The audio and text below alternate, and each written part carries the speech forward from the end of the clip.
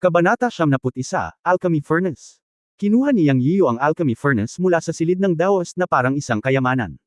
Bago umalis, nagpasalamat pa ang Daoist sa kanyang pera at sinabi kay Yang Yiyu, "Wala akong maibibigay sa iyo.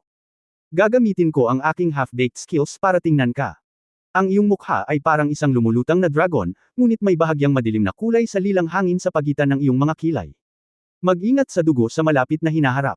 Seryoso ang Daoist nang kausapin niya si Yang Yiyu. Pagkatapos niyang magsalita, naglabas siya ng isang bagay, isang jade plate, at nakangiting sinabi, "Ito ang peace jade pendant na ibinigay sa akin ng aking amo. Ibinibigay ko ito sa iyo ngayon, umaasa na makakatulong ito sa iyong paglutas ng dugo. Ito rin ang aking pasasalamat sa iyong tulong. Huwag mong tanggihan." Medyo napahiya si Yang Yiyu. Medyo nakonsensya siya sa pagtanggap ng walang kamatayang alchemy furnace mula sa Daoist. Ngayon ay binigyan din siya ng Daoist ng isang peace jade pendant. Bagamat sinabi ng Daoist na wala siyang pakialam sa kapahamakan sa dugo. Dahil ang alchemy furnace ay isang fairy weapon, hindi niya masabi sa Daoist priest.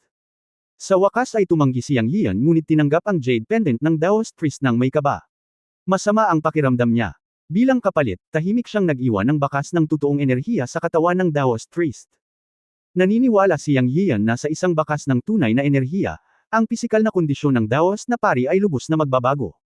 Pagkatapos magpaalam sa Daoist priest, naglakad si Yang Yiyan sa sulok at inilagay ang alchemy furnace sa Chenkun pot. Pagkatapos ay lumakad siya sa harap ng bakuran at bumaba ng bundok kasama ang kanyang lola at kapatid na babae. Pagbalik niya sa bahay, hindi na makapaghintay si Yang Yiyan na magkulong sa silid, ipinatawag ang kanyang master, at tinanong kung paano gawin ang elixir. Matapos ang Chenkun pot sa kanyang braso ay biglang uminit at nagniningning, ang boses ni Yun Changxi ay tumunog. "Kung gusto mong gumawa ng elixir, kailangan mo munang pinuhin ang dugong tumutulo mula sa elixir furnace, at pagkatapos ay gamitin ang tunay na essence fire para mapatay ito. Kapag ikaw at ang elixir furnace ay may induction, maaari kang gumawa ng elixir." Tumanggo si Yang Yiyan at sinunod ang utos ng master. Kinagat niya ang daliri at tumulo ang isang patak ng dugo sa elixir furnace. Pagkatapos ay ginamit niya ang dalawang kamay upang pasiglahin ang totoong chi at tahimik na binibigkas ang formula ng paghihiwalay ng apoy. Biglang lumitaw sa kanyang mga palad ang totoong essence fire at dam-aikit sa elixir furnace para simulan ang pagpino. Ang paraan ng pagpatak ng dugo at pagpino ay isang karaniwang paraan na ginagamit ng mga magsasaka upang pinuhin ang mga sandatang mahika. Sa pagsasalaysay ng master, bagamat ang elixir furnace na ito ay isang walang kamatayang sandata, ito ay magagamit lamang sa paggawa ng elixir, na medyo ikinadismaya niya. Gayunpaman, sa pangkalahatan, napakasaya pa rin niya, dahil pagkatapos niyang pinuhin ang elixir furnace, maaari niyang pinuhin ang tunay na elixir sa halip na pakuluan ng peking elixir sa isang bakal na palayok. Ang paggamit ng elixir furnace upang makagawa ng elixir sa regular na paraan ay maaaring mapakinabangan ang bisa ng mga panggamot na materyales, lalo na kapag ang elixir furnace ay isang immortal na antas ng sandata pa rin, ang rate ng tagumpay ng elixir ay lubos na mapapabuti. Para sa isang alchemist, ang pagkakaroon ng magandang elixir furnace ay mas mahalaga kaysa anupaman.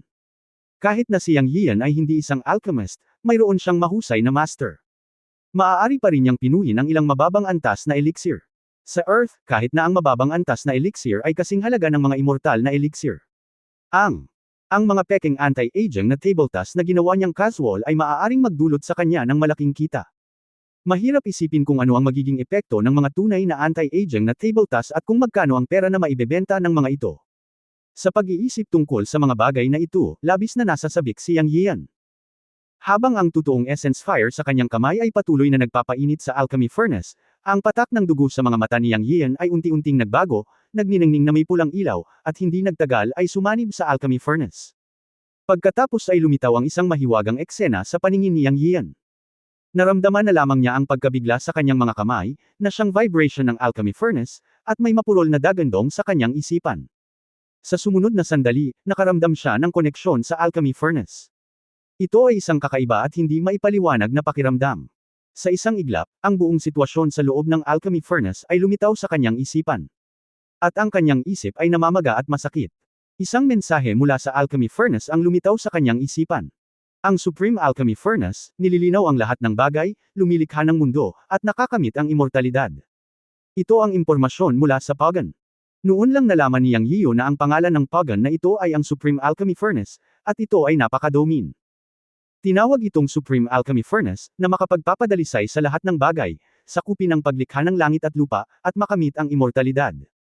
Hindi ba ito nangangahulugan na ang paraan ng alchemy ay maaari ring humantong sa dakilang Dao? Hindi alintana kung ito ay totoo o hindi, alam ni Yang Yiyo na nakakuha siya ng isang kayamanan. Sa isang tiyak na sandali, nakarinig siya ng kaluskos mula sa pagan, na parabang ito ay pumutok. Nagulat siya, iniisip na may mali sa pagan, at ito ay nasira. Pagkatapos ay nakita niya ang mga patong ng itim na dumi na nahuhulog mula sa pagan. Tumingin si Yang Yiyo at nakahinga ng maluwag. Buti na lang, layer lang ng dumi ang nalaglag, hindi totoong crack. Nang bumagsak ang dumi sa ibabaw ng pagan, ang buong pagan ay nagbuga ng malabong gintong halo. Ito ay mukhang hindi pangkaraniwan, lalo na ang mga linya ng Ceres ay lumitaw sa paligid ng pagan, na mukhang isang uri ng sinaunang teksto, na nagdaragdag ng isang kahulugan ng misteryo sa pagan. Ang pagbabago sa isang maikling sandali ay ganap na tulad ng pagbabago ng isang pangit na sisiw ng pato sa isang sisni. Ang pagan na natatakpan ng dumi sa kanyang mga mata kanina at ginamit bilang lalagyan ng gamot ng matandang Daoist ay kumikinang, at ang gintong halo ay nagpapaliwanag sa kanyang buong silid.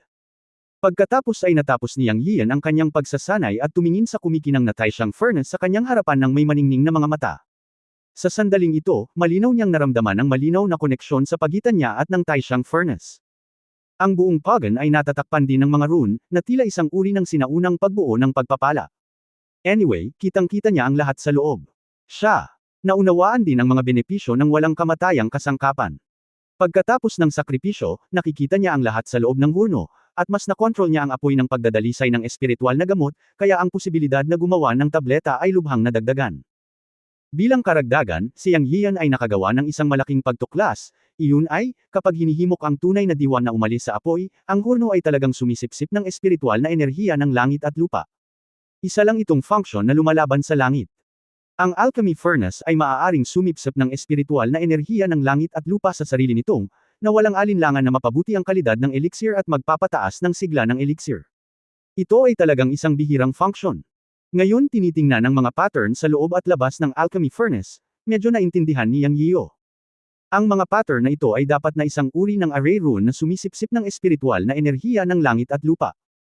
Hindi nakakagulat na sinabi ng master na ito ay isang kayamanan ng mga walang kamatayang artifact. Ang isang epekto ay sapat na upang dalhin ang salitang walang kamatayang artifact. Matapos pakalmeyan ng Pononibik na makuha ang walang kamatayang artifact furnace, ang unang naisip ni Yang Yiyan ay gumawa ng elixir. Nakaramdam siya ng pangangati kung hindi siya gagawa ng elixir pagkatapos makuha ang immortal na artifact furnace. Isa pa, gusto niyang gumawa ng elixir na makakapag-regulate ng sigla ng katawan ng tao, partikular sa kalusugan ni Lola. Upang gamutin ang katawan ni Lola, naisip din niyang gamitin ang pamamaraan ng totoong chi, ngunit ang tunay na chi ay mabuti, ngunit hindi ito walang panganib. Ang makapangyarihan at dalisay na totoong chi ay ang kakanyahan ng langit at lupa pagkatapos ng pagdadalisay. Malaki ang enerhiya sa loob. Matanda na si Lola, at tumatanda na ang kanyang mga meridian at function ng katawan. Mapanganib na magdala ng totoong chi. Pagkatapos ng pag-iisip tungkol dito, ang elixir lamang ang pinakaangkop. Mayroong daan-daang mga recipe ng elixir na pinalamanan ng master sa kanyang isipan, na lahat ay mga pangunahing recipe ng elixir. Matapos maghanap ng ilang sandali, sa wakas ay nakahanap si Yang Yiyan ng isang elixir recipe na tinatawag na Creation Vitality Peel. Ang pangunahing espiritual na gamot ay ginseng. Ito ay nangyari na ang kanyang 500 taong gulang na ginseng ay hindi naubos, at mayroon pa ring higit sa kalahati, na itinuturing na kapaki-pakinabang. Para sa iba pang mga pantulong na panggamot na materyales, inilagay niya ang mga ito sa kanyang Chenkun pot space. Binili niya ang mga ito para sa pagpino ng rejuvenating peel. Ilang beses na siyang nakapunta sa medicinal material market at binili ang lahat ng pinakamagagandang materyales na panggamot. Ayon sa mga panggamot na materyales na ginamit sa Creation Vitality Peel, isa-isa silang natagpuan ni Yang Yiyu mula sa espasyo ng Chenkun pot. Bagaman maliban sa ginseng, na kung saan ay itinuturing na isang espiritual na gamot, ang iba pang mga pantulong na materyal na panggamot ay mga ordinaryong panggamot na materyales, at ang Pinong Creation Vitality Peel ay maaaring magkaroon ng hindi magandang epekto, ngunit naniniwala si Yang Yiyu na ito ay sapat na upang higit na mapagaling ang lola at gamutin ang ilan sa kanyang mga lumang karamdaman. Dahil ang Creation Vitality Peel ay isang tableta na iniinom ayon sa pangangatawan ng mga magsasaka, maaaring hindi ito inumin ng mga ordinaryong tao ayon sa mga kinakailangan ng mga materyal na panggamot na tumutugon sa mga pamantayan. Pagkatapos ng paghahanda, itinaas niya ang True Yuan Luo sa kanyang palad at sinimulang pinuhin ang tableta. Isa-isang inilagay ang mga panggamot na materyales sa peel furnace, at hindi nagtagal ay dinalisay sila at kinuha sa tunay na diwan ng likidong gamot. Ang bilis kung saan nakuha ng Supreme Peel Furnace ang asensya ng mga panggamot na materyales ay lumampas sa imahinasyon ni Yang Yiyo. Dose-dosenang mga halamang gamot ay hindi lamang napino sa loob ng kalahating oras, ngunit ni isa ay hindi natanggal. Ito ay ganap na dahil sa kanyang kakayahang kontrolin ang kapangyarihan ng apoy sa kalooban gamit ang True Essence Fire. Ang isa pang dahilan ay ang espesyal na kakayahan ng Supreme Alchemy Furnace. Ang malapit na koneksyon sa pagitan ni Yang Yiyan at ng furnace ay nagbigay daan sa kanya na suriin ang mga pagbabago sa loob ng furnace anumang oras. Bilang karagdagan, ang hurno ay sumisipsip ng espiritual na enerhiya ng langit at lupa upang mapangalagaan ang espiritual na gamot sa loob ng hurno. Ang lahat ng mga kondisyong ito na pinagsama ay nag-ambag sa kanyang tagumpay sa alchemy. Nang ilagay ni Yang Yiyan ang huling ginseng sa hurno para sa pagpino, sinunod niya ang mga galaw ng kamay sa kanyang isipan upang magsagawa ng 9 na kilos ng kamay ng sunod-sunod. Nang matapos ang huling kilos ng kamay, sumigaw siya, tapos na ang tableta. Boom! Ang buong pagan ay gumawa ng isang mapurol na tunog, at pagkatapos ay isang nakalalasing na halimuyak ang lumabas mula sa pagan. Tapos na, sabi ni Yang Yiyan sa kanyang sarili sa labis na kagalakan. Nang buksan niya ang pagan, nakita niya ang 9 na gatas na puting tabletop sa ilalim ng pagan, na ang bawat isa ay kasing laki ng isang maliit na daliri at naglalabas ng malabong halo. Kabanata 72 skeleton sa ibaba ng pool. Pagkatapos maglabas ng 9 na Creation Life Pills mula sa Pill Furnace, malinaw na naramdaman ni Yang Yiyo ang malakas na sigla at espiritual na kapangyarihan na nakapaloob sa mga tabletops, at nasa sabik din ang kanyang puso. Ito ang totoong tableta. Bumantong hininga siya. Pagkatapos mag-impake ng 8 tableta, itinago niya ang isa para masubukan ang epekto ng tableta. Kung tutuusin, binibigay niya ito sa kanyang lola, kaya gamaan ang pakiramdam niya na subukan ito mismo. Matapos makalunok ng Creation Life Pill, agad itong naging malaking sigla at purong espiritual na enerhiya sa katawan. Ang sigla ay kumalat at nagradiated sa lahat ng limbs, buto, at meridian. Malinaw na naramdaman ni Yang Yiyo na saan man dumaan ang kapangyarihang ito, ang bawat pulgada ng kanyang katawan ay parang tuyong lupa na sumasalubong sa ulan sa tagsibol, at puno ito ng sigla. Ang bawat bahagi ng kanyang katawan ay dinalisay. Bilang karagdagan sa pag-aayos ng espiritual na enerhiya, ang ilan sa matigas na laman at dugo sa katawan ay muling hinubog. Siyempre, sa kanyang kasalukuyang pisikal na fitness, ang mga ito ay icing sa cake, ngunit hindi ito hadlang sa mga benepisyo sa kanyang katawan. Masyadong malaki ang sigla at espiritual na enerhiya na nakapaloob sa isang maliit na Creation Vitality Pill, kaya kinailangan ni Yang Yiyo na gamitin ang Chenkun Creation Power upang matuno ang mga kapangyarihang ito. Pagkatapos ng isang cycle, isang layer ng mamantika na dumi ang lumitaw sa kanyang katawan.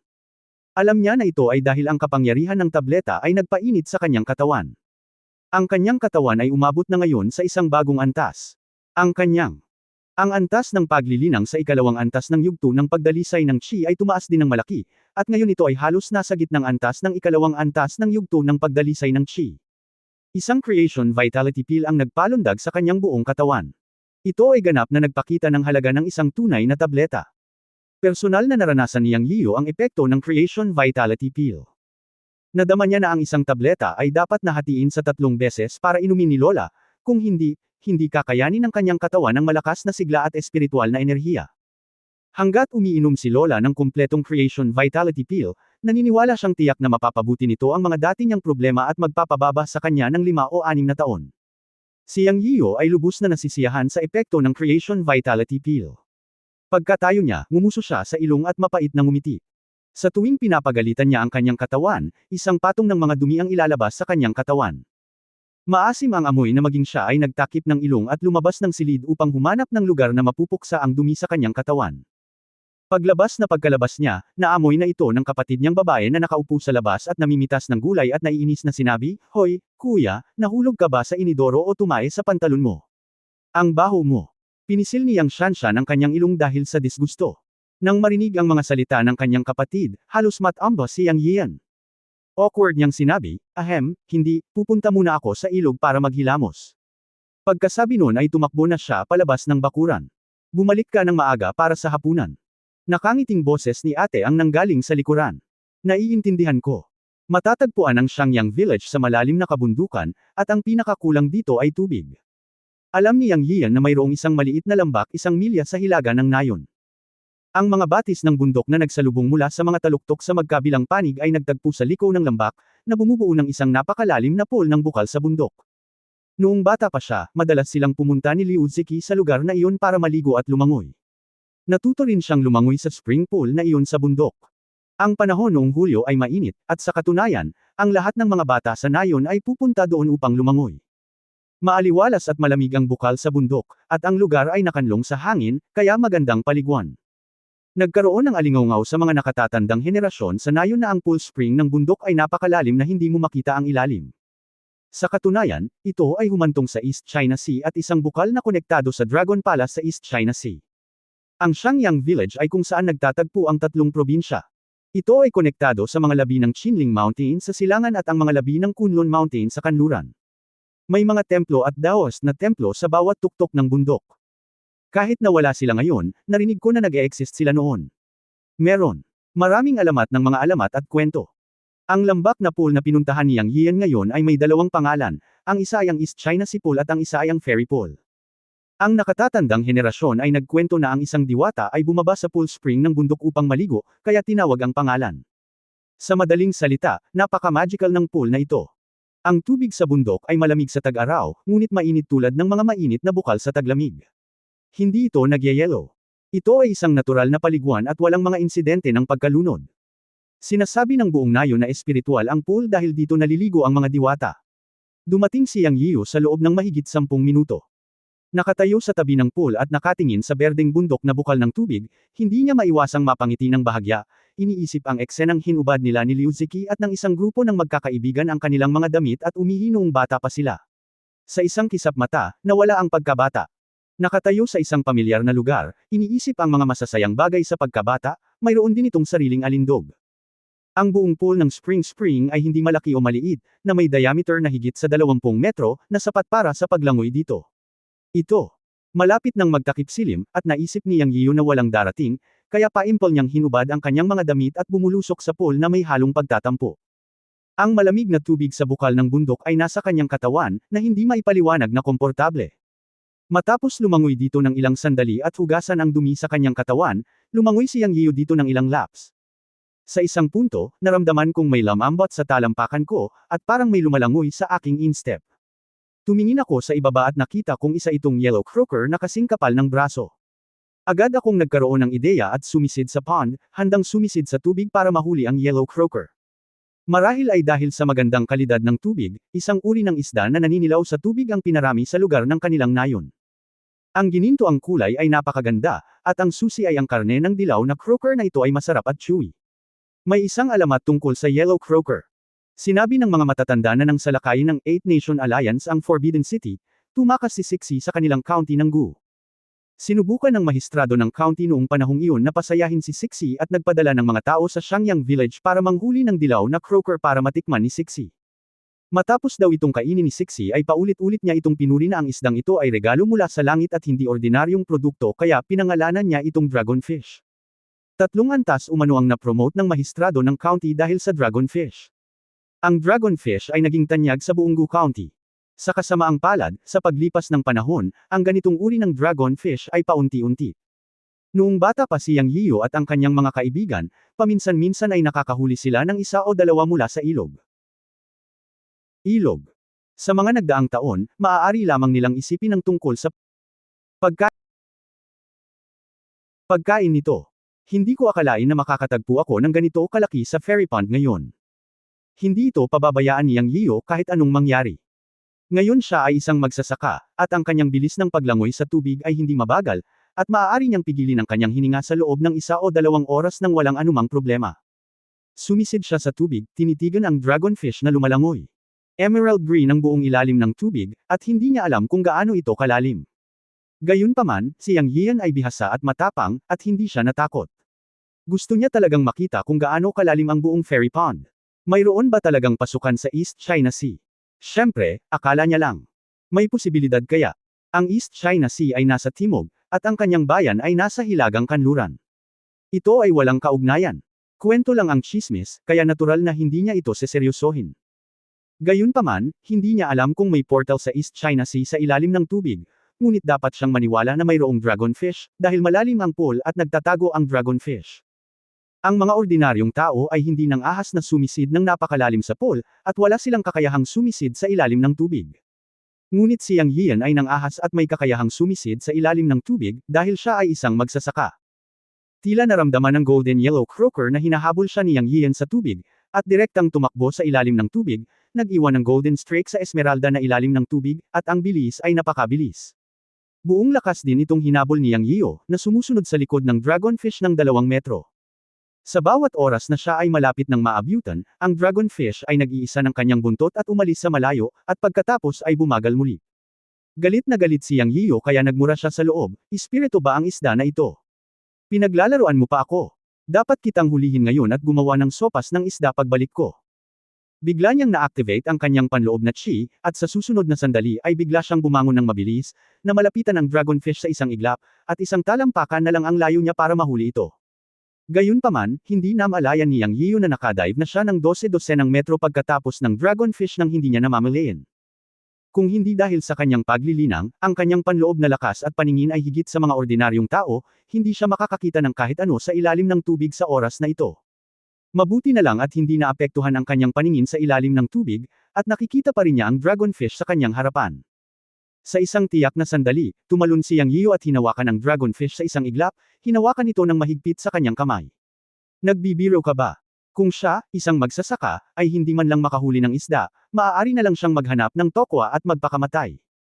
Ang dragonfish ay pilit na nagpupumiglas sa kanyang kamay, at ito ay medyo malakas. Gumamit si Yang Yiyo ng isang stream ng totoong enerhiya sa kanyang kamay at direktang nawalan ng malay. Maganda ang kanyang kalooban pagkatapos makahuli ng malaking dragonfish. Nang tumingala siya, nakita niyang hindi niya na malayang nakarating na siya sa ilalim ng tubig. 3 metro sa ibaba ang ilalim ng pool. Nakikita niya ang ilang hindi kilalang halamang tubig na tumutubo sa mga bahura sa ilalim ng pool. Ang mga ito ay kulay pilak na puti at kumikinang, na napakamahiwagang. At paminsan-minsan, ilang dragonfish ang lumalangoy sa pagitan ng mga reef na ito. Natuwa si Yang Yiyo nang makita niya ito.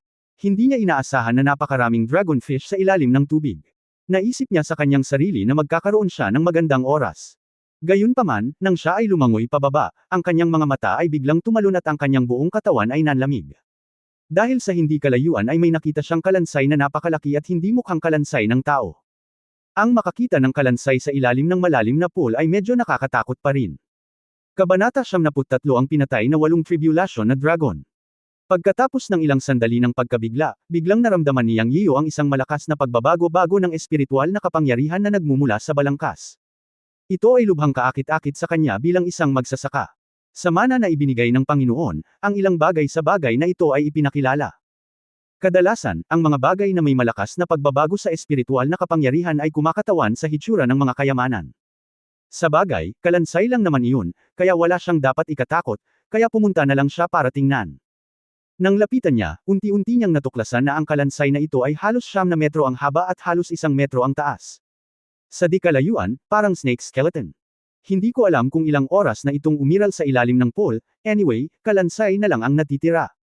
Paglakad niya sa harapan, bigla niyang nakita ang isang sinaunang espada sa ulo ng kalansay. Isa itong kalawang na sinaunang espada, at ang buong katawan ay tila natatakpan ng lumot. Ito ay hindi mahalata. Tila nahulog ito mula sa langit at tinusok ang ulo ng kalansay, nabaligtad at napatay. Sa oras na ito, ang pattern ng Chen Kunpot sa kanyang kaliwang braso ay mainit, at pagkatapos ay ang boses ni Master Yun Changxi ay tumunog sa isipan ni Yang Yiyo. "Saan ka nanggaling, brat? Paano magkakaroon ng ganoon kalakas na masamang espiritu?" Habang nagsasalita, si Yun Changxi ay bumulalas, Ito ba ay buto ng dragon? Hindi ito mukhang hininga ng totoong dragon. Lumapit ka at titingnan kong mabuti. Dagdag ni Yun Changxi. Nang marinig ni Yang Yiyo ang salitang Dragon Bone mula sa bibig ng kanyang amo, tumalon ang kanyang puso. Ang alamat ng mga dragon sa lupain ng Jiuzhou ay tumatakbo sa buong kasaysayan ng bansang Jiuzhou. Ito ay kilala sa lahat at sa lahat. Ito rin ang Jiuzhou Tengto. Tinatawag din ng mga taong Jiuzhou ang kanilang sarili na mga inapo ng dragon. Nang marinig ang mga salita ng master, si Yang Yiyo ay nagmamadaling humakbang pasulong at tumayo ng 1 metro sa harap ng balangkas. Sa oras na ito, ang malakas na pagbabago-bago ng espiritual na kapangyarihan sa kanyang pangunawa ay naging mas malakas at mas malakas. Pagkaraan ng ilang sandali, muling tumunog ang boses ni Yun Changxi, "Oo naman, hindi ito tunay na dragon, ngunit ito ay halos pareho. Isa itong dragon. Dragon. Matandang lalaki, ang dragon ay dragon din, tama ba?" Tanong ni Yang Yiyo. Pareho silang dragon, ngunit may pagkakaiba sa pagitan ng Jiaolong at mga tunay na dragon. Ang mga tunay na dragon ay bihira kahit sa mundo ng paglilinang. Usap-usapan na may mga dragon sa mundo ng engkanto. Sila ay napaka-misteryoso at makapangyarihan. Minsan lang ako nakakita ng descendant ng Dragon Clan. Huwag na nating pag-usapan ito. Hindi mo ito mahawakan ngayon. Ang jawlong na nasa harapan mo ay masasabing walang katapusan na malapit sa isang tunay na dragon. Hindi madali para sa isang jawlong na maging isang tunay na dragon at dumaan sa siyam na pagdurusa ng demonyo. Ang kahirapan ay hindi gaanong naiiba sa mga paghihirap ng isang casual na walang kamatayang tulad ko. Mukhang ang jawlong na ito ay dumaan sa 8 kapigatian. Pagkatapos dumaan sa panibagong kapigatian, ito ay magiging isang tunay na dragon at magiging isang gintong dragon na may dugong marangal sa angkan ng dragon. Sayang naman parang kinatay. Nanghihinayang ang tono ni Yun Changxi. Hindi napigilan ni Yang Yiyo na magtanong, Guro, narinig ko mula sa iyo na ang 8 kapighati ang jawlong na ito ay napakalakas noon. Oo, ang isang dragon na dumaan sa 8 kapigatian ay mas malakas pa sa isang tunay na dragon. Ang isang 5-clawed golden dragon ay masasabing hindi magagapi. Hindi ko akalain na may makakapatay ng ganoong nilalang. Disipulo, mukhang hindi talaga simple ang iyong henerasyon. Mas mabuting maging low-key ka sa hinaharap. Ang iyong kasalukuyang estado ay maaari lamang takutin ng mga tao. Kung talagang makatagpo ako ng isang nilalang na kayang pumatay ng dragon, hindi ko ito mapipigilan ngayon. Mula sa eksena, maaaring namatay na ang dragon 10,000 taon na ang nakalilipas, o mas matagal pa. Talagang hindi ito maisip ng iyong Panginoon ngayon. Ang kasalukuyang sibilisasyon ng paglilinang ng iyong mundo ay halos mapatla, at kahit na ang pamana ng pagsasanay ng pamamaraan ng paghila sa katawan ay masasabing sira-sira. Ngunit ang kalansay ng dragon dito at ang sinaunang walang kamatayang pagan na nakuha mo ay ganap na naglalarawan na ang iyong henerasyon ng sibilisasyon sa paglilinang ay dapat na napakalakas at hindi pa nagagawa noon pa man. Bakit ito nasira at nawala ngayon? Ito ay talagang isang kakaibang maliit na mundo. Sa madaling salita, maging mas maingat sa lahat ng bagay. Gayunpaman, maaaring hindi ito masamang bagay para sa iyo. Maaaring ito ay isang magandang pagkakataon. Ang boses ni Yun Changxi ay mahinang tumunog sa isipan ni Yang Yiyo. Sigurado si Yang Yiyo sa kanyang puso at nagtanong, ano ang ibig mong sabihin, matandang lalaki? Haha, ang iyong maliit na mundo sa kasalukuyan ay mayroon lamang ilang tao na nagsasanay ng pull-up technique at hindi man lang matatawag na cultivator, at ikaw lang ang nagsasaka. Ngayon ay natuklasan mo ang isang makapangyarihang mga guho ng isang sibilisasyon sa paglilinang. Ano ang ipinapakita nito? Ipinapakita nito na mayroon. Marami pa ring mga guho ng isang sibilisasyon sa paglilinang sa iyong maliit na mundo na naghihintay para sa iyo na matuklasan, na nangangahulugang walang katapusang mga mapagkukunan para sa paglilinang para sa iyo. Hahaha. Sinabi ito ni Yun Changxi at tumawa ng malakas. Pagkaraan ng ilang sandali, nagpatuloy siya, katulad ngayon, natuklasan mo ang libingan ng dragon na ito, na isang likas na kayamanan ng mayamang mapagkukunan ng pagtatanim. Hindi pa banggitin na ang kalansay ng dragon ni Dandan ay maaaring gamitin upang pinuhin ang mga sandata at mag-set up ng mga pormasayon, at iba pa. Ang mga elixir ng dugo ng dragon sa paligid dito ay hindi mabibaylang kayamanan para sa iyo. Ang mga dragon blood elixir na ito ay bihirang elixir kahit na sa mundo ng paglilinang. Sa paghusga mula sa edad, sila ay hindi bababa sa libu-libong taong gulang. Well, ang ilan ay 5,000 taon na. Dragon blood elixir. Matandang lalaki, pinag-uusapan mo ba itong mga halamang pilak na tubig? Tanong ni Yang Yiyo, nakatingin sa pilak na damo na may malabong pulang kulay na tumutubo sa paligid ng mga buto ng dragon, na 5 o 6 na pulgada lamang ang haba. Oo, huwag mong maliitin itong mga halamang pantubig. Hindi, sila ay dragon blood elixir. Ang ganitong uri ng elixir ay maaari lamang lumaki pagkatapos madiligan ng dugo ng dragon, at ito ay tumatagal ng hindi bababa sa libu-libong taon upang lumago. Pagkatapos ng libu-libong taon, maaari itong lumaki sa gamot. Ang bawat pulgada ng paglaki ay 1,000 taon. Tumingin sa dragon blood elixir sa paligid. Ang pinakamatangkad ay 5 o 6 na pulgada, na nangangahulugang ito ay lumalaki sa loob ng 5 o 6 na libong taon. Kaya ang ganitong uri ng elixir ay talagang bihira at napakahirap mabuo. Kung tutuusin, sino ba naman ang mapagbigay na pumatay ng dragon para lumago ang dragon blood elixir, di ba?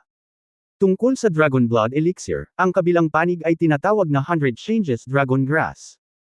Ang function ng array ay ang nagtataglay ng espiritu ng dugo ng dragon, na siyang pangunahing material na panggamot para sa alchemy, at maaari pang palitan ang daan-daang mga espiritual na gamot. Halimbawa, kung nais mong pinuhin ang isang tiyak na uri ng elixir, ngunit kulang sa isang espiritual na gamot, sa oras na ito, hanggat mayroong isang dragon blood na espiritual na gamot, maaari itong mapalitan. Ito talaga ang pinakapaboritong spiritual medicine ng mga alchemist, at masasabing dream come true ito. Bagamat ang espiritual na gamot sa dugo ng dragon dito ay hindi ginawa mula sa dugo at laman ng isang tunay na dragon, ito ay dugo at laman ng isang 8 kapighatiang dragon, at ang epekto nito ay hindi mas malala kaysa sa isang ordinaryong tunay na dragon, kaya maswerte ka muli, gamit ang mga espiritual na halamang ito ng dugo ng dragon, maaari mong pinuhin ang ilang mababang antas na elixir, na sapat upang suportahan ang iyong paglilinang hanggang sa yugto ng pagbuo ng pundasyon. Siyempre, kailangan mo ring umintindi at magtrabaho ng husto sa iyong sarili. Hindi posible na mapabuti ang iyong kaharian sa pamamagitan lamang ng pag-inom ng mga table tas. Gayun din, alisin ang buto ng dragon na ito ng mabilis. Ito ay isang bihira at magandang material para sa pagpino ng mga kagamitan at pag-set up ng mga porma sayon sa hinaharap. Sabi ni Yon Changxi na may mahinang ngiti. Walang pakialam si Yang Yiu sa Dragon Bone. Sa halip, mas pinahahalagahan niya ang gamot sa espiritu ng dugo ng dragon. Agad niyang sinimula na maingat na hukayin ang gamot na espiritu ng dugo ng dragon sa paligid ng buto ng dragon isa-isa. Makalipas ang mahigit 10 minuto, natapos na siyang maghukay. Nakakalungkot lang na may kabuoang 36 na Dragon Blood Spirit Grass ang hinukay, kabilang ang 36 na pulgadang top grade na halaman, 6 na 5 pulgadang halaman, 9 na 4 na pulgadang halaman, 12 3 pulgadang halaman, at 6 na 2 pulgadang halaman. Ang bawat pulgada ay kumakatawan sa 1,000 taon ng paglago. Bumulong si Yang Yiu sa kanyang bibig na ito ay masyadong maliit. Ang gayong dragon ay nagsilang ng 36 na halaman. Nang marinig ito ng kanyang amo na si Yon Changxi, nagmura siya, mabahong bata, makontento ka. Kung ilalagay mo ang gayong halaman sa bilog ng mga alchemist sa mundo ng paglilinang, magkakaroon ng madugong bagyo. 36 na halaman ay hindi bababa sa lahat. Natawa si Yang Yiu at sinabing, mamaya ko na lang sinabi, hehe. Sa kabutihang palad, may lupa sa kanyang Chenkun pot space para palaguin ang mga espiritual na gamot na ito. Itinanam niya ang lahat ng 36 na gamot na espiritual ng dugo ng dragon sa espasyo ng Chenkun pot. Pagkatapos ay itinutok niya ang kalansay ng dragon at naghanda upang kolektahin ito sa Chenkun pot. Gumalaw ang kanyang isip at tahimik niyang sinabi, collect. Bumagsak. Boom. Sa susunod na sandali ay napatulala si Yang Yiu, na nakatingin sa malaking singsing ng buto na gumuho at naging pulbos sa proseso ng pagkolekta. Matanda, ito, anong nangyayari? Tanong niya sa master sa isip niya. Dapat kasi masyado ng luma at lagay ng panahon. O ang enerhiya ng buto ng dragon ay ganap na nasisipsip ng damo ng dugo ng dragon, at ngayon ay nagiging ganito kapag ginalaw mo ito. Si Yon Changxi ay natapos ding magsalita ng may pagkalito, at pagkatapos ay napabulalas siya, utubong disipulo, may mali. Ang problema ay dapat sa espada. Nakolekta mo lang ang Dragon Bone, at ang espadang ipinasok sa Dragon Bone ay hindi nakolekta sa espasyo ng Chenkun pot. Anong espada ang hindi makolekta sa Chenkun pot? Dalhin mo dito at tingnan mo. Narinig ni Yang Yiu na nagsasalita ang kanyang amo, mabilis siyang naglakad, at kinuha ang sinaunang espada sa kanyang kamay mula sa buto ng dragon na naging slug. Kabanata 74 ang kagandahang umuusbong mula sa tubig. Pinulot ang kalawang na sinaunang espada, na natatakpan ng lumot at tansong kalawang, tiningnan ito ni Yang Yiu bilang isang ordinaryong tansong espada. Ang tibak ay tumitimbang ng 15 o 16 na libra at mga 3 talampakan ng haba. Hinimok niya ang kanyang tunay na lakas dito at walang nakitang kakaiba. Isa lamang itong ordinaryong tansong espada. Nagkakamali ka ba, matanda? Ang isang espada na hindi man lang sumisipsip ng tunay na enerhiya ay dapat na isang ordinaryong sinaunang espada. Sinabi ni Yang Yiu sa kanyang amo na si Yon Changxi sa likod ng kanyang ulo. Alam mo shit. Maaari bang tumagos ang isang ordinaryong sinaunang espada sa ulo ng 8 Tribulations Flood Dragon? Hindi ba maaaring ilagay ang isang ordinaryong sinaunang espada sa Chenkun pot? Ang mapurol na salita ni Yon Changxi ay umalangaw-ngaw. Kung gayon ano ang espesyal sa sirang espada na ito? Tingnan mo kung paano ito nakaberda. Maaari ba itong maging isang kayamanan? Sabi ni Yang Yiu sabay ikot ng kanyang mga mata. Haha, you little brat with long hair and little knowledge, hindi mo maiintindihan ang sinasabi ko ngayon. Anyway, ingatan mo itong espada. Ito ang pinakamalaking pakinabang mo sa pagkakataong ito. Tila ayaw ni Yon Changxi na makipag-usap pa kay Yang Yiu, isang alagad na hindi pa nakikita ang mundo. Matapos ang pag-ungol sa kanya ng ilang salita, tumahimik siya at hindi pinansin si Yang Yiu. Bagamat walang pakialam si Yang Yiu sa sinaunang espada, hinawakan pa rin niya ito sa kanyang kamay. Paanong hindi niya maririnig ang kahalagahan ng sinaunang espada sa tono ng kanyang amo? Ang espada na maaaring pumatay sa dragon ay hindi dapat isang ordinaryong bagay. Sa kanyang puso, binigyan niya ng pangalan ang sinaunang espada Dragon Slaying Sword. Pagkatapos ay tumingin si Yang Yiu sa paligid at wala siyang nakitang karapat-dapat na alisin. Ang tanging naiwan sa ilalim ng pool ay ang dragonfish sa mga bitek ng bahura. Bawat isa sa kanila ay may makapal na braso at halos 1 metro ang haba. Hinawakan niya ang dragon slaying sword at tinamaan ng malakas ang isang bahura. Bang! Hindi siya gumamit ng kahit anong totoong enerhiya sa espada, puro lakas lang. Ang bahura, na kasing laki ng gilingang bato, ay biglang nagkapira-piraso, at 3 dragonfish sa loob ay natigilan. Medyo natakot si Yang Yiyo, naisip sa kanyang sarili, mukhang ang espadang ito ay talagang hindi isang ordinaryong bagay. Ang pagpuputol ng bahura ay parang pagputol ng tokwa. Napakatalim nito. Kahit na ito ay hindi isang magic weapon, ito ay isang pambihirang banal na sandata. Pagkatapos ay nakakita siya ng ilang halamang tubig sa ilalim ng tubig at gumawa ng lubod para talikuran ang 3 natulala na dragonfish at ang nahuli niya noon. Matapos itong isabit sa kanyang leeg, tumapakan siya sa tubig at lumangoy sa ibabaw. Pagkatapos ng lihim na pagtansya, ang lalim ng pool na ito ay hindi bababa sa 80 hanggang 70 metro ang lalim. No wonder walang nakababa. Sinabi rin ng lumang henerasyon na ito ay patungo sa East China Sea. Sa katunayan, ito ay dahil ito ay masyadong malalim. Makalipas ang 10 minuto, nakita na niya ang liwanag sa ibabaw ng tubig. Mga 40 minutes na siyang nasa ilalim ng pool. Huwala! Lumutang si Yang Yiyo sa ibabaw ng tubig. Gayunpaman, sa susunod na sandali, isang gulat na sigaw ang tumunog sa kanyang mga tainga, na tumagos sa eardrum. Ah! Boses iyon ng babae. Natigilan si Yang Yiyo nang imulat niya ang kanyang mga mata. Hindi niya inaasahan na sa paglabas niya sa ilalim ng tubig ay may ibang tao sa ibabaw, at ito ay isang babaeng nakahubad na naliligo. May puting tagpi sa kanyang harapan, lahat ng makikita at hindi nakikita ay nasa kanyang paningin. Hindi rin inaasahan ni Yuan Jinfeng na ang pagligo sa fairy pond sa dapit hapon ay haantong sa ganoong nakakatakot na eksena. Bumalik siya sa kanyang bayan upang bisitahin ang kanyang mga magulang 3 araw na ang nakakaraan. Walang mga paliguan sa bahay sa nayon, kaya madalas siyang pumunta sa ilog upang maligo. Nitong ilang araw, mainit ang panahon at araw-araw siyang naliligo kapag halos madilim na. Dahil sa takot na makita, sinadya niyang pumunta sa dapit hapon, at medyo malayo ang tinakbo niya para makarating sa fairy pond, na madalas din niyang puntahan noong bata pa siya. Matapos makapasok sa tubig, komportable siyang nakababad sa tubig. Nang binuhusan niya ng tubig ang kanyang sarili, naramdaman niya ang alon ng tubig sa ilalim ng lawa, at pagkatapos ay nagsimulang lumitaw ang mga bula. Si Yuan Jinfeng ay natakot sa sandaling ito. Kung tutuusin, babae siya at likas na mahiyain. Bukod dito, siya ay nasa isang malalim na pool, isang malayong lambak 1 milya ang layo mula sa nayon, at ito ay tahimik. Ang pool ay biglang lumitaw na kakaiba na siya ay nagsisinungaling kung hindi siya natatakot. Nang siya ay tatayo na at pumunta sa pampang sa takot, siya ay isang hakbang na huli na. Nagkaroon ng splash sa ibabaw ng tubig, at pagkatapos ay nakita niya ang isang gintong liwanag na kumikislap, at isang humanoid na halimaw na may malaking ulo ng isda ay lumabas mula sa tubig. Natakot ito kay Yuan Jinfeng hanggang sa mamatay, at agad siyang nawalan ng malay. Sa katunayan, labis siyang nataranta upang makitang malinaw na ang halimaw na lumitaw ay si Yang Yiyo na nakasabit ng 4 na dragonfish sa kanyang leeg at umuusbong mula sa tubig. Ngunit ganap na walang kamalay-malay si Yang Yiyo na bigla siyang lumabas mula sa ilalim ng tubig, at nakasuot pa rin siya ng napakalaking dragonfish costume, na nagpaisip kay Yuan Jinfeng na siya ay isang water monster at natakot siya hanggang sa mamatay. Pagtingin sa babaeng nawala ng malay sa kanyang harapan ay dali-dali itong lumapit para yakapin ito. Kailangan niya itong yakapin, kung hindi ay lumubog ito sa ilalim ng tubig. Ang malambot at madulas na katawan ay dumampi sa kanyang balat, at agad na nag-react si Yang Yiyo. Sa sandaling ito, ang 2 tao sa pool ay hubad. Kung titingnang mabuti, kilala niya ang babaeng ito na mukhang nasa 20s, at pinagpapantasyahan niya ito noong siya ay nasa paaralan. Si Yuan Jinfeng iyon, ang sikat na dilag sa kanilang nayon. Alam ni Yang Yiyo na siya ay isang maalamat na figure sa nayon.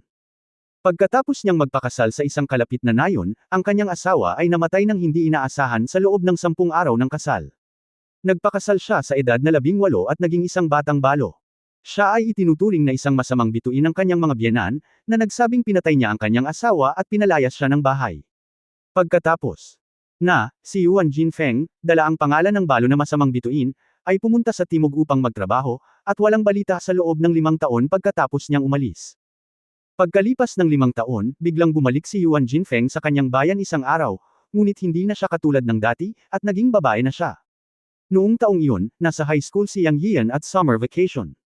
Pag-uwi niya, nakilala niya si Yuan Jinfeng, na may kakaibang ugali at puno ng alindog sa bawat ngiti at galaw. Nakangiti rin siyang nakausap, hinikayat siyang mag-aral ng mabuti, at nagpadala ng mga regalo sa kanyang pamilya, kasama na ang maraming gamit sa paaralan.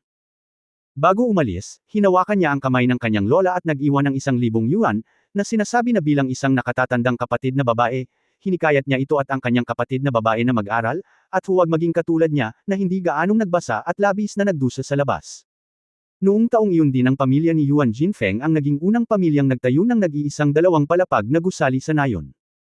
May mga alingaw-ngaw sa nayon na sinabi ng ama ni Jinfeng matapos malasing na ang kanyang anak na si Jinfeng ay nagtungo sa timog upang magtrabaho at nagpakasal sa isang mayamang negosyante sa Financial City.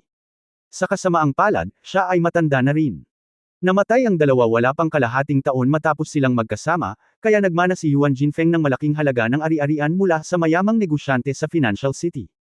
Pagkatapos nito, babalik si Yuan Jinfeng sa kanyang bayan minsan o dalawang beses bawat taon upang bisitahin ang kanyang matatandang magulang, ngunit ang kanyang reputasyon bilang isang balo ay lalong nakumpirma. Siyempre, hindi sigurado si Yang Yian kung totoo ang mga chismis na ito o hindi, ngunit nagkaroon siya ng malalim na impresyon kay Yuan Jinfeng noong taong iyon. Sa katunayan, si Yuan Jinfeng ay 30 taong gulang na, ngunit siya ay mukhang isang dalagang nasa edad 25 o 26, napakakaakit-akit. Hindi inaasahan ni Yang Yian na makikilala niya si Yuan Jinfeng sa ilalim ng ganitong mga kalagayan ngayon. Nahiya siya at medyo na-overwhelm. Dinala niya ito sa dalampasigan at sinuri ang pulso nito. Hindi naman seryoso, natakot lang siya at nahimete. Kaagad, isang daloy ng totoong enerhiya ang inilipat sa katawan ni Yuan Jinfeng, at dahan-dahan siyang nagising sa susunod na sandali. Sister Jinfeng, okay ka lang. Hinawakan siya ni Yang Yian gamit ang dalawang kamay, ang isang kamay ay nasa kanyang pulso. Dahan-daang nagising si Yuan Jinfeng at nalaman niyang nasa bisig siya ng isang lalaki. Sa sandaling ito, pareho silang hubad. Medyo natarante siya sa hiya, ngunit nang marinig niya ang boses at makitang malinaw ang hitsura ng binata, nakahinga siya ng maluwag at bumalik sa kanyang katinuan. Ako, ayos lang ako, ngayon ka lang ba nasa tubig? Nagmamadaling sabi ni Yuan Jinfeng, kumawala sa kamay ni Yang Yiyo, at tumayo at mabilis na nagtalukbong ng damit. Nag-react lang si Yang Yiyo sa sandaling ito. Agad na namula ang kanyang mukha, at nagmamadaling nagsuot ng kanyang damit, at nagmamadaling nagpaliwanag, Sister Jinfeng.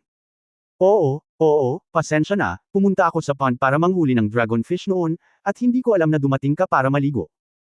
Nauutal si Yang Yiyo na magsuot ng damit para magpaliwanag sa kanya, ngunit nakita rin niya si Yuan Jinfeng na nagsusuot ng damit sa tabi niya, na may namumulang mukha, puting katawan, at ilang bahagi na nakaambang, na nagparamdam kay Yang Yiyo ng tuyong bibig at mainit na ilong ng walang kamalayan. Sa panunood ng beauty dressing, medyo natulala siya. Sa isang tiyak na sandali, narinig na lamang niya si Yuan Jinfeng na sumangot ng malamig, ano ang tinitingnan mo, maliit na brat?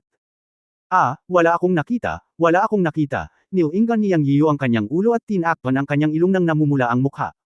Pagkatalikod ay tanging tunog ng pagbibihis lang ang naririnig niya. Gayunpaman, sa susunod na sandali, narinig niya ang mga salita na nagpang-inig sa kanya. Yanze, ikaw. Pumunta ka at tulungan mo ako, ang mga damit ko ay nakadikit sa zipper. Sabi ni Yuan Jinfeng sa nahihiyang boses. Kabanata 75 ang aking kapatid na babae ay nagbibigay sa iyo ng pagmamahal.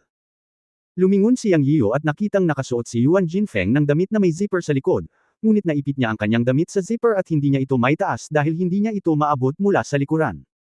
Medyo natigilan siya. Sa oras na ito, tumawag muli si Yuan Jinfeng, halika rito, hindi ako natatakot sa iyo, munting bata, ano ang kinakatakutan mo? Sa katunayan, sa mga mata ni Yuan Jinfeng, siya ay isang bata, dahil kapag siya ay lumabas upang magtrabaho ng gusto, si Yang Yiyo ay nag-aaral pa rin. Siya, palaging tinatrato siya bilang isang maliit na kapatid sa tabi ng bahay. Bagamat natakot siya kay Yang Yiyo noong nakaraan, ito ay isang aksidente. Sa oras na ito, ang damit ay natigil sa zipper, at wala siyang pagpipilian. Hindi niya mabuksan ang kanyang likod at bumalik. Sino ang gumawa ng lugar na ito na siya lang at si Yang Yiyo? Si Yang Yiyo ay tinawag ni Yuan Jinfeng at bumalik sa kanyang katinuan, halika. Halika. Malakas ang tibok ng kanyang puso, at naglakad siya sa likod ni Yuan Jinfeng, medyo natatakot na tingnan ang kanyang puting malajade na likod. Ano? Nakita niya sa kanyang paningin ay ang kanyang itim na damit ay nakaipit sa zipper ng puting damit. Nagunat siya ng kamay at nanginginig para tulungan siyang mag-zip.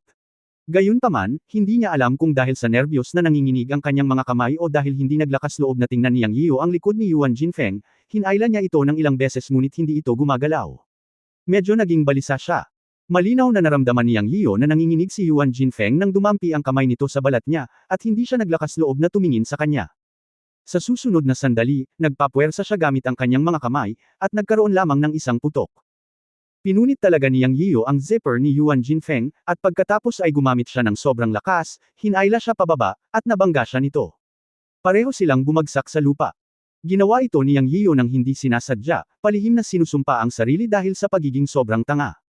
Namumula ang kanyang mukha, at saglit siyang nawala sa kakaibang hininga ng lalaki. Ngunit napahiya si Yang Yiyo kaya gusto niyang makakita ng bitik sa lupa na gagapangin.